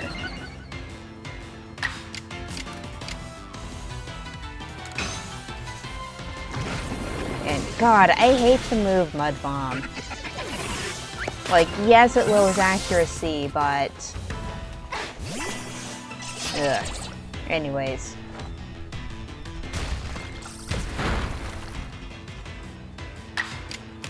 And besides, like, right now in the game, I'm not really thinking about money. I'm just thinking about how do I finish off my Pokedex. Ooh, wait, that's a Graveler. Wait, no, that's a Graveler. I don't want a Graveler right now. I want a Carnivine. Or Tangela. Tangela is good too, for what I want.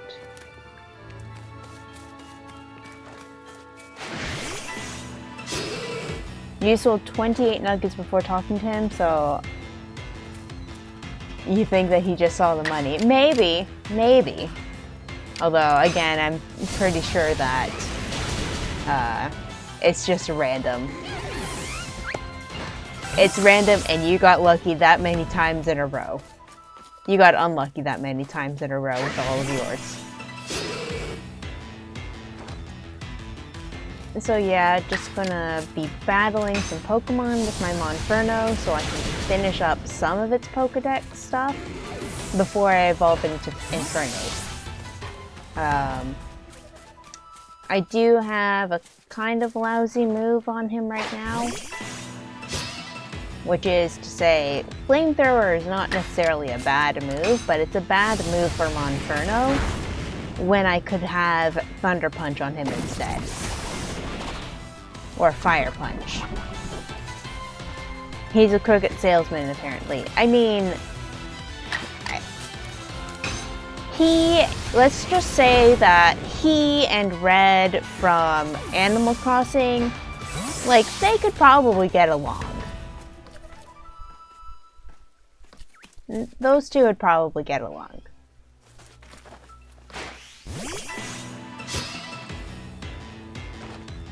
Oh man, I haven't played Animal Crossing in a while, to be honest. Like, pretty much when this game came out, I stopped playing other games.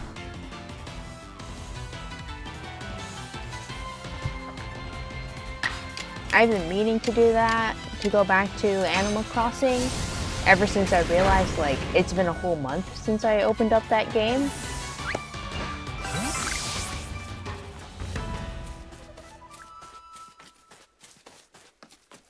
But I just haven't really had the time to do so. And honestly, when it would have been time that I would have had to do that, I did not have the mood to do that because of stuff going on IRL. But moving on from that, let's not talk about that. Let's instead talk about how much I really don't like having to use the move Flamethrower. Your island has been dead since you got your target villagers. See, my island wasn't dead because I had a big landscaping project that I have in mind. But now I have a different big landscaping project that I have in mind. And my one problem with that is that I have to destroy my big landscaping project that I was working on in order to start that. So I've been kind of at a standstill, just like trying to decide, like, do I really want to do that? Do I really want to destroy everything I've made to do that one idea?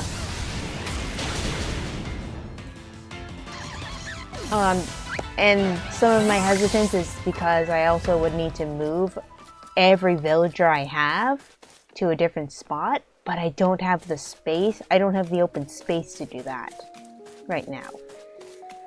So, like, it's either going to take a lot of time travel or a lot of patience over several days to even get my island at a starting point. Ooh, it's sleeping.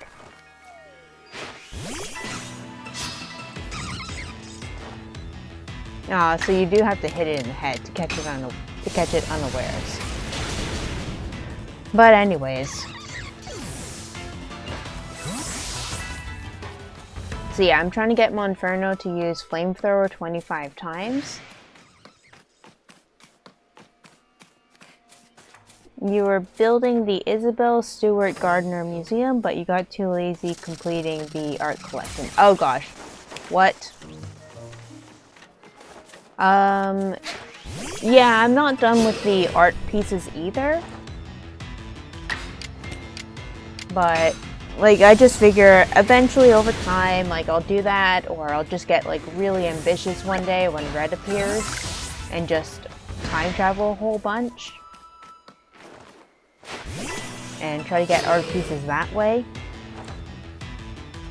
But again, like, my main issue is that I want to do a really big island-wide plan, but it requires moving every single villager.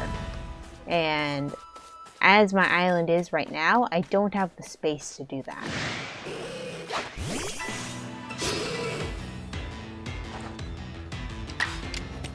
Alright, so now I get to use Flame Wheel instead. But again, with Monferno, before I evolve it, I have to have it use Flame Wheel and Flamethrower a whole bunch of times. Not to mention all the times that I have to give it food, which is going to be the real pain. Uh-oh. Uh-oh. Where's the alpha? Where's the alpha?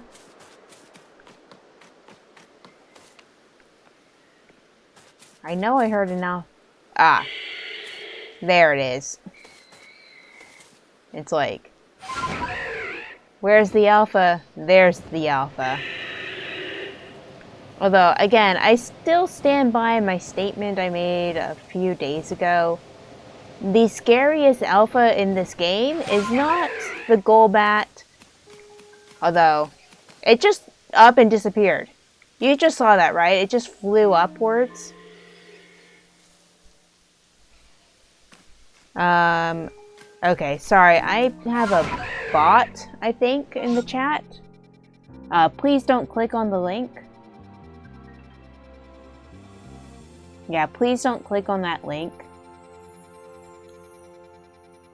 I should turn off links. I should turn off the ability to link in the chat.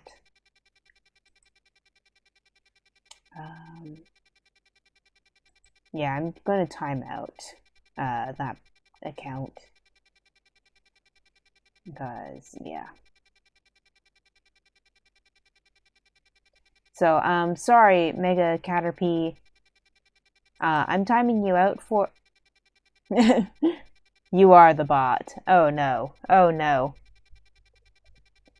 So yeah, I'm sorry, Mega Caterpie 01, if you're not a bot. Please don't put random links in the chat. They are highly suspicious. And yeah. I'm really sorry if you're not a bot, but you'll be able to talk in 10 minutes. And also, that's like the first message you've ever said in chat too, so that's the other reason why it was very suspicious.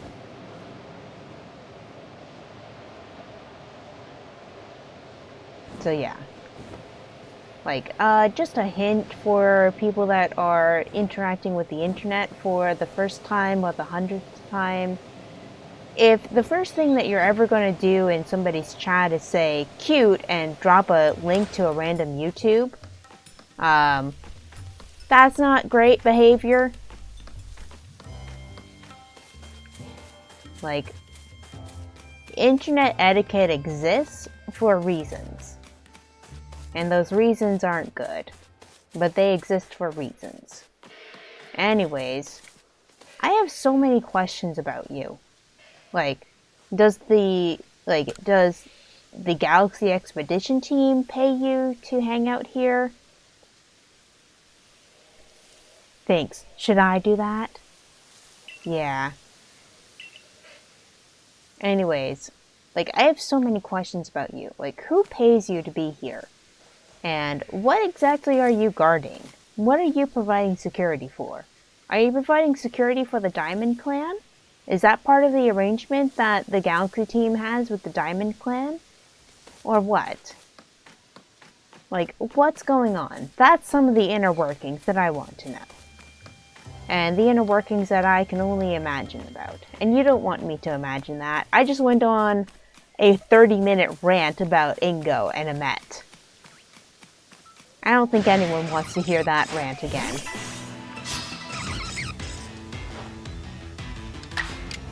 So anyways, moving back on to battling with Monferno. So I can finally evolve Monferno. So yeah, also, like, I'm taking the time to deal with Monferno. And I really should I think I'm just gonna evolve Dartix. Yeah, I'm just gonna evolve Dartix because I need to catch more Rowlet anyways.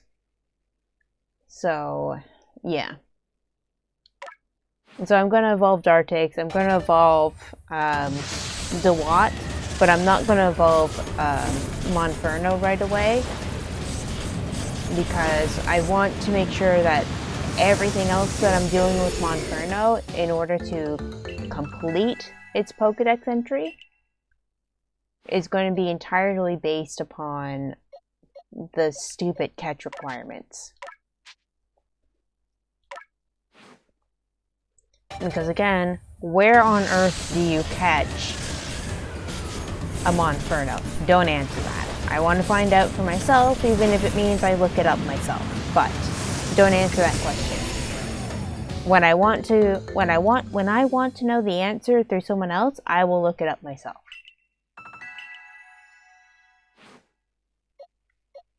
But yeah.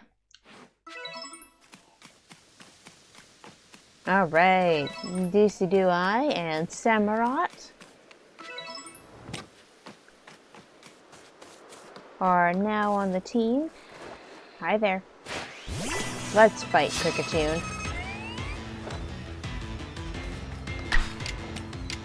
But yeah, no. There are some speculations and extrapolations that I can go to and I can make up, but I don't think that's what anyone wants to hear right now.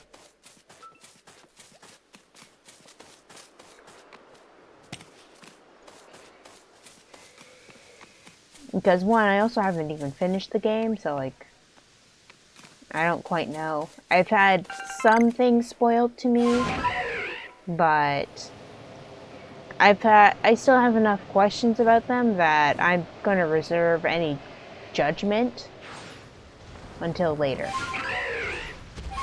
Gosh, I really miss the parasail in, I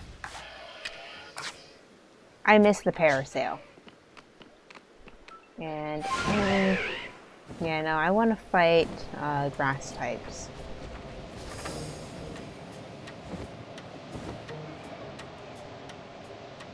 Sorry if it seems like I'm being weird and picky, but I want to fight stuff that Monferno can fight easily with fire-type moves. So that's pretty much grass or ice, which means I'm coming after this Carnivine, which is unfortunate because I accidentally injured myself doing that. Uh-oh. Okay, that's not so bad.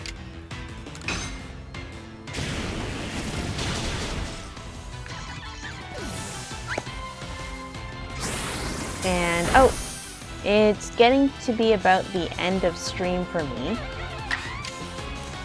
So I'm going to do the two things that I said I was going to do at the beginning of stream, and that's find the last two wisps in this area. So I'm going to wait for nightfall, and then I'm going to go after them. So that's going to... So after I get those two wisps, that's going to be where I end the stream. And that also might be where I end battling Pokemon in this area.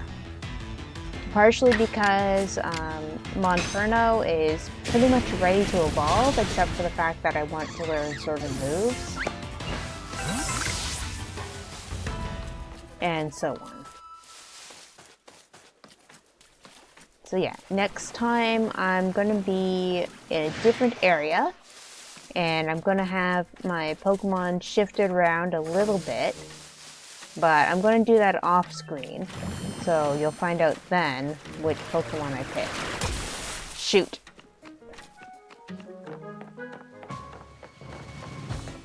Hello. How are you? Unfortunately, you just missed me saying that I'm about to end the stream. When I say about to end, I usually only stream for 2 hours at a time, and I'm reaching that 2-hour mark. But I'm going to be playing for a little bit longer, so like maybe another 20 minutes or so. we'll see how long it takes for it to naturally become nighttime. So yeah, when the nighttime cycle starts, that's when I'm gonna stop the stream. The reason why I'm picking nighttime is that's when I like to catch the wisps the best. I think that's when they look prettiest in the game, and that's also the when it's easiest for me to see them.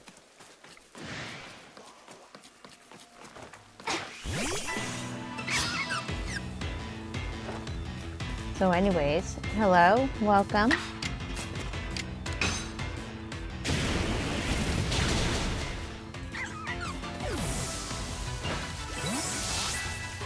Oh gosh, what's being aggro? Alright, I don't know what was being aggro right there. I love when you like interrupt the field move by starting a battle. So you still get the sound effect, but it's like, oh yes, you tried to use Stun Spore. Joke's on you. Here's my Monferno.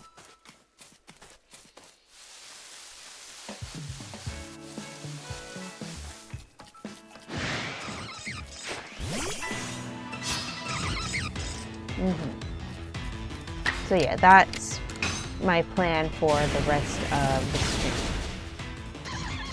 Although, like, I think that it is unfortunately pretty early in the day, so oops.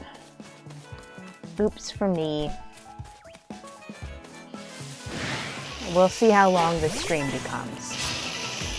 But yeah, right now I'm in the post-game territory. Like, I've defeated Palkia, Origin Form Palkia, because I picked Adamant to help me, so it was Palkia that I battled in the end. So I'm now after that point, Mount Coronet, wherever it is, no longer has the Pinwheel of Death above it. What did I drop? Springy Mushroom. Alright, don't care.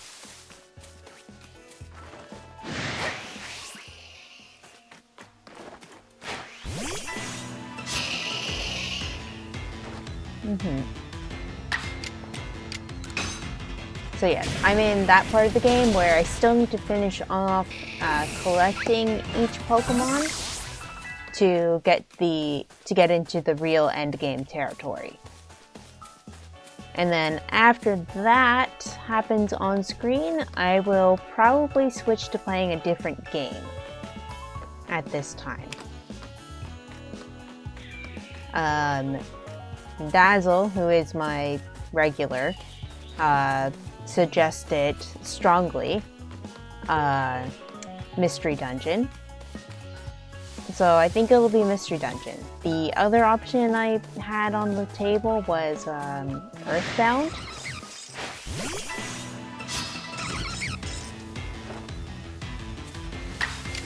But both are on the table because I've never played Earthbound and I've never finished Pokemon Mystery Dungeon.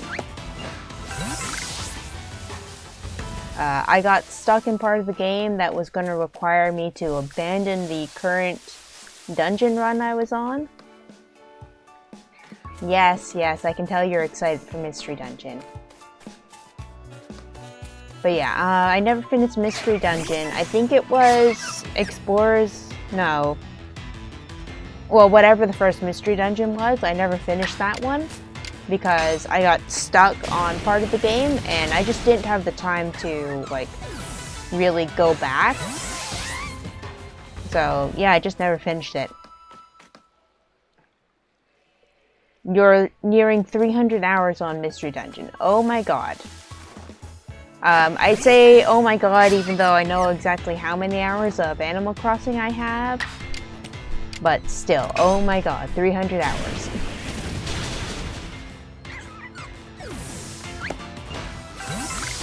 Still not done. You're still not done. Oh man, Vivichoke.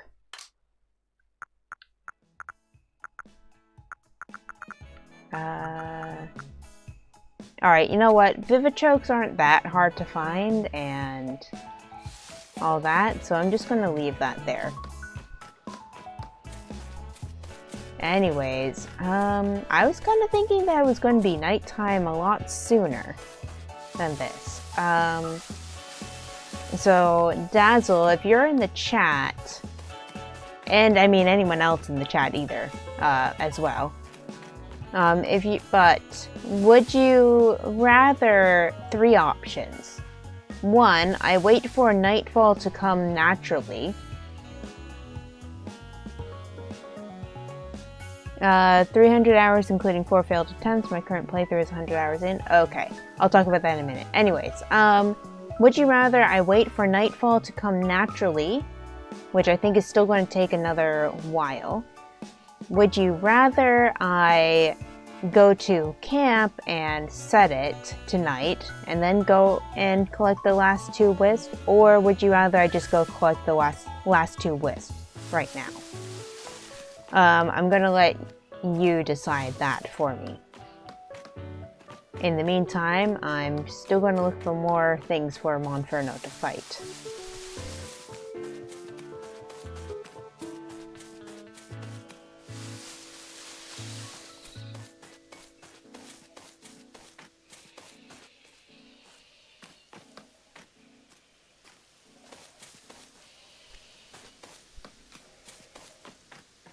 The reason why I'm going slow in this forest is because I know that Pichu and Alpha Pichu can spawn in. But it looks like I didn't get lucky. Sleep, because unless you're farming distortions, waiting is not worth it. Okay. Then, yeah, I'm gonna go to camp real quick and sleep until night. And I'm just going to get the last 2 wisps that way.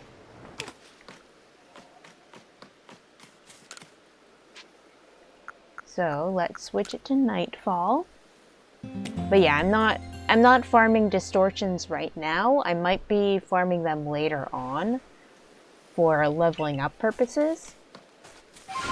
When I finally have like my final team. When I have my final team all ready and ready to go, that's when I'll start doing that. Anywho, the first one that I'm going to be getting is around here. And I didn't know that I could go this far in the game. Mostly because like that area up there, which is in roughly the same area on the map, that over there is completely inaccessible to me. But this, which is like the same level pretty much, is not inaccessible to me, so I didn't need to come up here. I think the only hint of coming up here are the trees. So anyways, that's the first one that I missed. The second one that I missed, that's an alpha haunch crow. Anyways, we'll be just moving on from that and pretending I saw nothing. I saw nothing, I saw nothing, I saw nothing, nothing. I saw nothing over there. The diamond heath is over here. Anyways.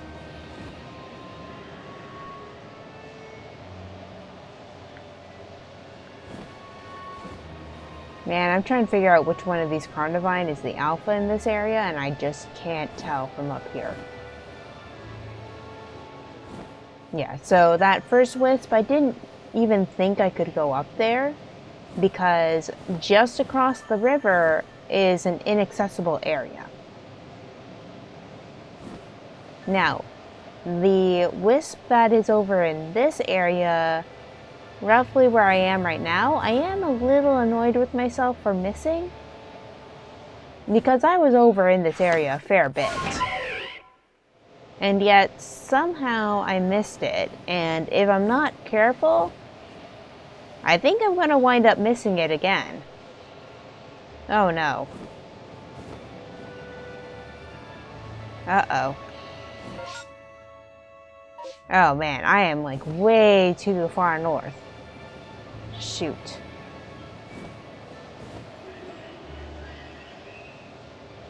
So I have quite a bit to travel still. Alright, there's a Togetic that's there.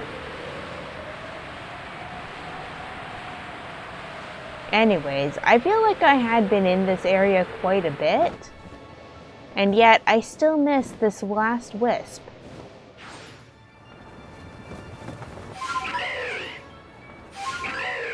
So anyways, I do like to play around with the Braviary and see how far I'll fall before I press the plus button. Because I really liked that in Breath of the Wild, just flying up and then letting Link drop. Whee! Anyways, that, I think, will be all for the stream tonight. So let me see if I can get the timing for this right. So that's all for tonight. Have a good one, and